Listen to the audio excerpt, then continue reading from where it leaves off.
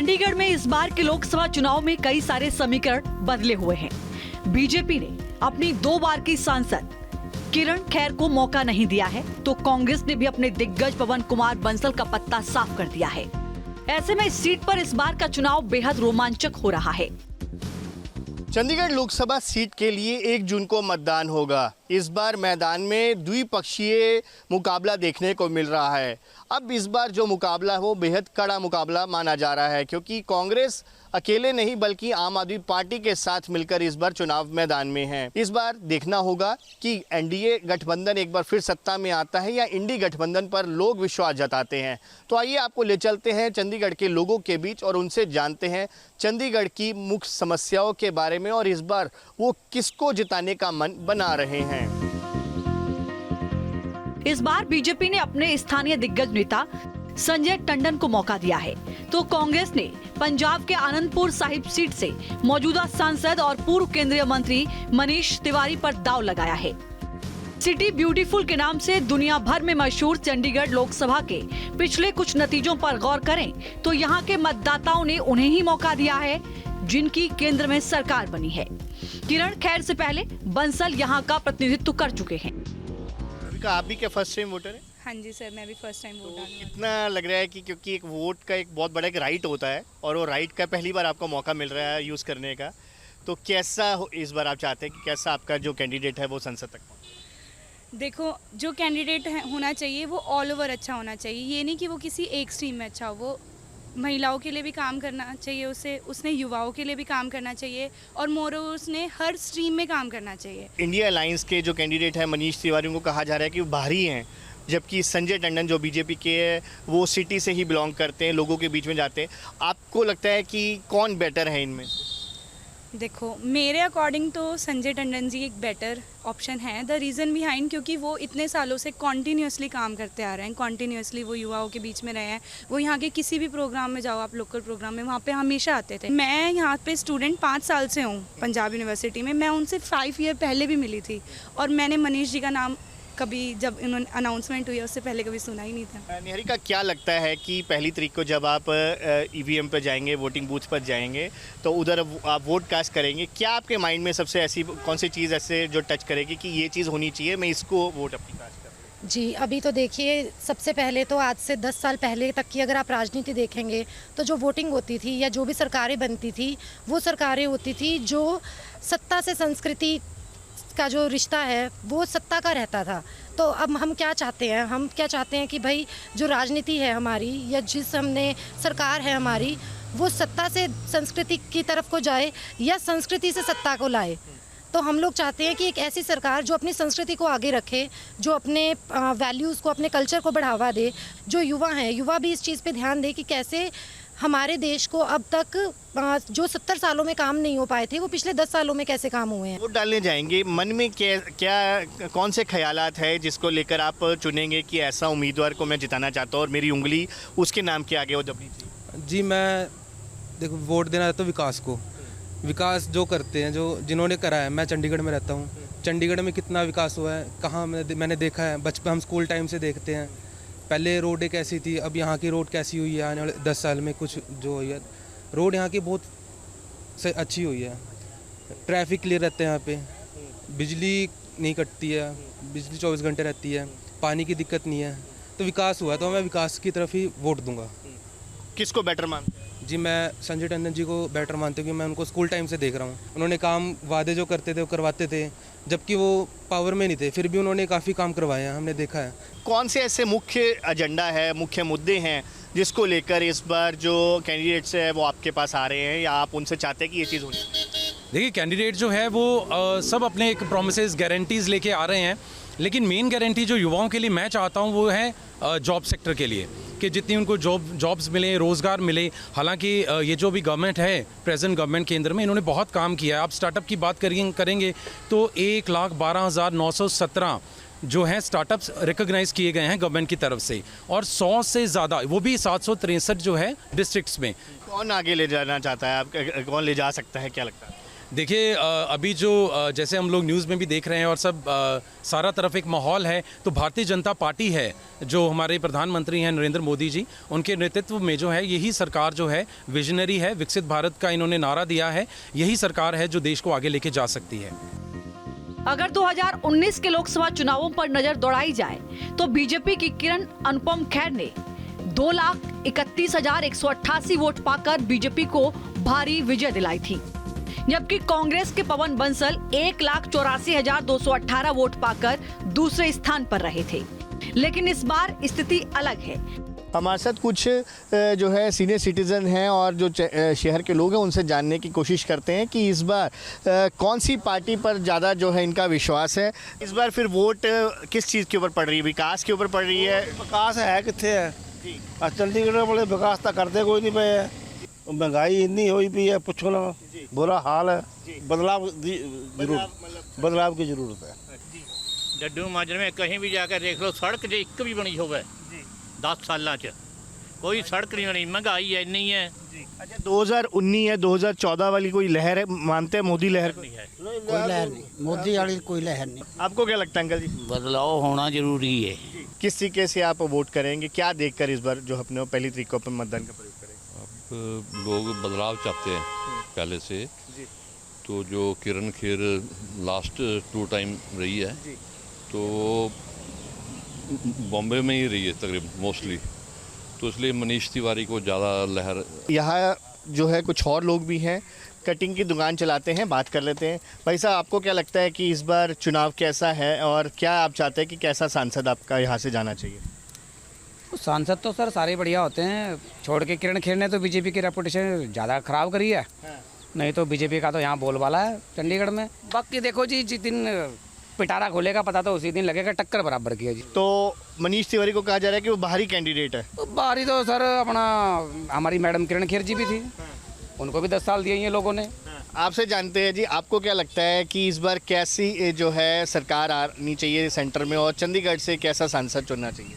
इस टाइम माहौल तो एंटी चल रहा है बीजेपी के। आपकी वोट कैसे होगी? विकास के नाम पर? मैं तो शुरू से ही कांग्रेस में हूँ, अब भी कांग्रेस को ही दूंगा, चाहे हारे चाहे जीते।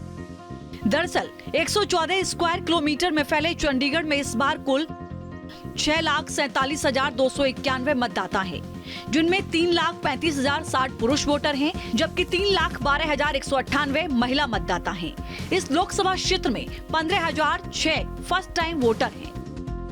अगर आबादी के हिसाब से देखें तो चंडीगढ़ की 97% जनसंख्या शहरी है और मात्र 3% ही ग्रामीण आबादी है। इस केंद्र शासित प्रदेश में रहने वाले 75 से 80% लोग हिंदू और 15 से 20% लोग सिख हैं। मुस्लिम और ईसाई की संख्या 5% से भी कम है। इस बार क्या देखकर जो है वोट डालने जाएंगी कि विकास के नाम पर वोट डलता है, चेहरा देखकर वोट डलती है या कुछ और देखकर? नहीं, चेहरा देख के वोट नहीं डलती, विकास पे वोट हमेशा विकास पे जाती है। और मोदी जी ने इस देश का बहुत ज़्यादा विकास किया, इसीलिए सब चाहेंगे भी मोदी जी आएँ और देश का और विकास हो। आपको क्या लगता है कि इस बार कौन सी पार्टी जो है वो ज़्यादा काम कर रही है? वोट आपकी विकास के नाम पर होगी या चेहरे के नाम पर? विकास के नाम। अच्छा, दूसरी तरफ कांग्रेस है, वो कहती है कि हम महिलाओं को जो है हर साल 1 लाख रुपए देंगे। क्या लगता है आपको कि वो फ्री बीस के नाम पर एक जुमला है? ऐसा कुछ नहीं हो सकता, मेरे मतलब इम्पॉसिबल। देना ही नहीं चाहिए कुछ भी किसी को, ऐसा फ्री की आदत पड़ जाती है लोगों को, मतलब मेहनत जो है वो नहीं करते लोग, फ्री होना ही नहीं चाहिए। देखिए मुद्दा क्या लगता है आपको? चंडीगढ़ में आप रहते हैं, ये कहते हैं हम ये करेंगे वो करेंगे, ये करेंगे वो करेंगे, वो तो पंजाब में कर रहे हैं, चंडीगढ़ में तो कुछ नहीं कर रहे। पंजाब में लेडीजों को बसें फ्री हैं, चंडीगढ़ में तो है ही नहीं। चंडीगढ़ में तो लेडीज जहाँ भी जा रही है अपनी टिकट कटवा के जा रही है, पंजाब में जा रही है। तो ये सिलेंडर मोदी कहता है सिलेंडर घट कर देते हैं, डेट कभी 100 घट कर दिया, कभी 100 बता दिया। तो अब कर रहे हैं ना, जब इलेक्शन है। हाँ, बाद में थोड़ा करेगा, बाद में फिर बढ़ा देगा। कांग्रेस भी दावे कर रही है कि हम जीत रहे हैं और पार्टियां भी दावे कर रही हैं हम जीत रहे हैं। तो किसी का नाम तो ले नहीं सकते भी वो पार्टी सही है वो सही है, सही कोई नहीं है जब तक उन्होंने वोट लेनी सबके लिए। अच्छा, किरण खेर ने काम किया 10 साल यहाँ पर सत्ता में? नहीं करा, नहीं करा, वो तो बम्बई जाके बैठ जाती थी। तो बिल्कुल, और लोगों से बातचीत करते हैं, कुछ नौजवान भी इनसे बात करते हैं। किस चीज़ को देखकर वोट डलेगी? विकास के नाम पर वोट डालेंगे 1 जून को या शक्ल देखकर वोट?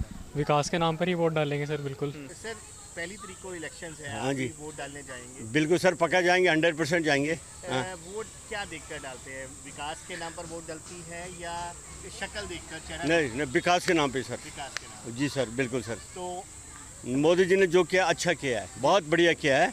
लोग समझ नहीं रहे ना, आज जब मोदी जी चले तब इनको पता चलेगा मोदी ने क्या किया है। जो कंट्री का विकास है वो विकास नाम वाला ही विकास है, वैसे तो विनाश है। आप देख रहे हैं कितनी महंगाई कहाँ जा रही है, रोजगार कहाँ है, नौकरियां कहाँ हैं, है कुछ? संजय टंडन को उतारकर बीजेपी ने कई समीकरण एक साथ साधने की कोशिश की है। टंडन सबसे लंबे समय तक प्रदेश बीजेपी अध्यक्ष रहे हैं और उनके कार्यकाल में ही बीजेपी ने लगातार 2 लोकसभा और नगर निगम चुनाव जीते हैं। वो बीजेपी और आरएसएस के दिग्गज नेता बलराम टंडन के बेटे हैं। टंडन जी, अब कुछ ही दिन रह गए हैं कैंपेन खत्म होने में, तो कैसी चल रही है तैयारी? बहुत ज़बरदस्त चल रही है तैयारी, सब जगह से बहुत सपोर्ट मिल रहा है, लोगों का सपोर्ट, जनता का, कार्यकर्ता में बहुत उत्साह है। और मेरे को तो लगता है कि चंडीगढ़ में हम एक इतिहास कायम करने जा रहे हैं। पिछली बार 10% का गैप था, अब बीजेपी 10% के मार्जिन से जीती थी। इस बार कितना आपको लग रहा है, कितना? मैंने आपको पहले बोला कि अभूतपूर्व होगा, जो आज तक ना भूतो ना भविष्यति। अच्छा संजय जी, ऐसी कौन सी चीज़ है जो अभी तक आपको लग रहा है कि लोगों की आवाज़ अभी तक वो नहीं उठाई गई है? वो कौन से ऐसे मुद्दे आपको लग रहे हैं जो आप उठाना चाहते हैं? देखिए, इस समय मुद्दों की बात नहीं है, इस समय इस चीज़ की बात है कि लोग चाहते हैं नरेंद्र मोदी जी को फिर से प्रधानमंत्री बनाना। जी। टंडन जी, एक आखिरी सवाल, लोगों के बीच में जब जा रहे हैं, लोगों का कुछ नाराज़गी भी है क्योंकि एंटी इंकमेंसी एक बड़ा फैक्टर होता है। 10 साल से सत्ता में है चंडीगढ़ में, कुछ ऐसी चीज़ें भी हो रही हैं आपके? नहीं, मुझे तो कोई ऐसी चीज़ नहीं दिखने को मिलती। लोगों के मन के अंदर कोई भी भाव होता है, लोग अपना एक्सप्रेस करते हैं और बड़ा दिल से करते हैं। उनको लगा कि आज एक ऐसा व्यक्ति है जिसको हम कभी भी पकड़ सकते हैं, हमारा आदमी है, हमारा रिप्रेजेंटेटिव है, हमारे को इसको पकड़ना है, हमारे को इसके घर जाना, इसको अपने साथ लेकर इस इशू को रिप्रेजेंट करना, इसमें हमें कोई दिक्कत नहीं आने वाली। ये उनको एक एडवांटेज महसूस होता है। हालांकि मनीष तिवारी को टिकट देने से कांग्रेस यहां आसानी से बाजी मार लेगी, इसकी संभावना बिल्कुल नहीं दिख रही।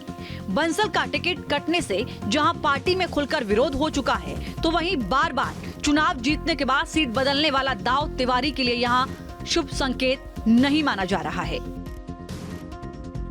मनीष जी, कितनी दावे हैं? आप जीत के दावे तो हर पार्टी कर रही है, आप कितना दावा कर रहे हैं? आप जन समर्थन देख ही रहे हैं, जन समर्थन जन सैलाब में बदल रहा है और भारतीय जनता पार्टी को ये पूरी तरह नस्ते नाबूद कर देगा। 10 साल भारतीय जनता पार्टी ने कुछ नहीं किया चंडीगढ़ में, और इसलिए आज लोग खफा हैं और लोग वोट के माध्यम से अपना गुस्सा निकालेंगे। हम देख रहे हैं लोगों को, जिस तरीके का हुजूम आपके साथ चल रहा है, ऐसा जन समर्थन मिल रहा है। भाजपा की ओर से ऐसा जन समर्थन नहीं देखने को मिल रहा। मैं वही कह रहा हूँ, लोग बिल्कुल गुस्से में हैं। 10 साल कोई काम नहीं हुआ है। आम आदमी पार्टी, कांग्रेस, समाजवादी पार्टी, सारी पार्टियां इकट्ठी होकर ये चुनाव लड़ रही हैं और भगवान का आशीर्वाद रहेगा, जनता का समर्थन मिलेगा। 4 जून को इस देश में नई सरकार बनेगी। वहीं चंडीगढ़ से लोकसभा चुनाव के लिए पहली बार एक टी स्टॉल वाला भी चुनावी मैदान में है। 5वीं पास विनोद कुमार यहाँ पर सेक्टर 24 में पिछले 20 साल से चाय का स्टॉल लगाते रहे हैं। वो अब लोकसभा चुनाव में अपनी किस्मत आजमाने उतरे हैं। 50 साल के विनोद कुमार चाय वाले के नाम से मशहूर हैं। 2014 में जब नरेंद्र मोदी देश के प्रधानमंत्री के लिए चुनाव लड़ रहे थे, तो उनके ऊपर जो है कांग्रेस के एक नेता मनीशंकर अय्यर के द्वारा एक शब्दों के साथ एक हमला किया जाता है और उन्हें चाय वाला का नाम दिया जाता है। अब एक बार फिर से चाय के लेकर जो है चर्चा हो रही है और ये चर्चा हो रही है चंडीगढ़ में। हम बात कर रहे हैं विनोद कुमार, जो कि चंडीगढ़ के सेक्टर 24 में एक चाय का काम करते हैं और चाय बेचने के साथ साथ इनको जो है चुनाव लड़ने का इनके मन में आया। तो कैसे मन में आया कि आप भी इस बार चुनाव मैदान में? सर, मैं यहाँ चाय की दुकान 24 सेक्टर में लगाता हूँ। बहुत सारे बेकार आदमी, मतलब उनके पास काम ही नहीं है, कोई भी काम नहीं है। वो ऐसे ही घूमते रहते, कहते भगवान आधी कप चाय पिलाना, आधी कप चाय पिलाना। दिन भर मैं देखता हूँ कम से कम मेरे 100-150 कप चाय तो ऐसे ही चले जाते हैं। तो लोगों ने कहा कि आप ऐसा है इलेक्शन लड़ो, हमारे लिए कोई काम ले आओ। तो मैं सोचा ठीक है इस बार मैं भी पर्चा भरूंगा। तो लोगों को बड़ा समर्थन मिला, सभी लोग बड़े खुश हैं कि हाँ आप ज़रूर इलेक्शन लड़ो। अब मुझे निशान एक 4-5 दिन हुआ मिला है। तब क्या निशान मिला? चुनाव निशान मेरा टॉर्च है सर। तो मैं अब इस टॉर्च का बटन लेके सबके पास, लोगों के पास जा रहा हूँ कि भाई इस टॉर्च का बटन दबाइए और उजाले की तरफ अपने देश को ले जाइए। अगर नतीजे आपके पक्ष में आते हैं, आपको जिताते हैं चंडीगढ़ के लोग, तो पहला काम कौन सा ऐसा होगा जो ऐतिहासिक काम होगा? पहला काम सर यही होगा कि जितने भी डेली बेस पे या ठेकेदारी पे हैं सबको एक बारी पक्का कराया जाए। बाकी दूसरा काम ये होगा सर कि जितने भी महिलाएं हमारे शहर में हैं, बहुत सारे गरीब आदमी हैं उनके पास साधन नहीं है, तो मैं सोचता हूँ कि सर इनके लिए बस जो है फ्री कराई जाए ताकि ये चंडीगढ़ में जहाँ कहीं भी इनको ज़रूरत हो जा सके और अपने घर को वापस आ सके। वहीं चंडीगढ़ संसदीय सीट से बीएसपी ने भी अपना उम्मीदवार उतारकर चुनाव मैदान में हलचल मचा दी है। बीएसपी ने चंडीगढ़ के लिए महिला सशक्तिकरण पर भरोसा जताते हुए दिल्ली की पूर्व प्रोफेसर डॉक्टर रितु सिंह को उम्मीदवार घोषित कर दिया है। वहीं अकाली दल से हरदेव सिंह सैनी के चुनाव में उतरने से लड़ाई दिलचस्प हो गई है। पिछली बार तक अकाली दल बीजेपी की सहयोगी थी, इस बार बीजेपी के लिए ये भी एक बड़ी चुनौती साबित हो सकता है। चंडीगढ़ के साथ लगते हरियाणा और पंजाब में दोनों जगह अलग अलग समीकरण बनते हुए दिखाई दे रहे हैं। जहां एक तरफ चंडीगढ़ और हरियाणा में कांग्रेस आम आदमी पार्टी के साथ मिलकर चुनावी मैदान में है, तो वहीं मोहाली या पंजाब की बात करें तो वहां पर जो है दोनों पार्टियां, आम आदमी पार्टी और कांग्रेस, अलग अलग दम पर चुनाव लड़ रही है। वहीं अगर चंडीगढ़ में चुनावों की बात की जाए तो दोनों पार्टियों की जो मुख्य पार्टियां हैं, चाहे भाजपा है चाहे कांग्रेस है, दोनों पार्टियों के लिए ये चुनाव जीतना अपने आप में बेहद खास भी नज़र आ रहा है। वीडियो जर्नलिस्ट सचिन अरोड़ा के साथ अंकुश महाजन, न्यूज़ नेशन, चंडीगढ़।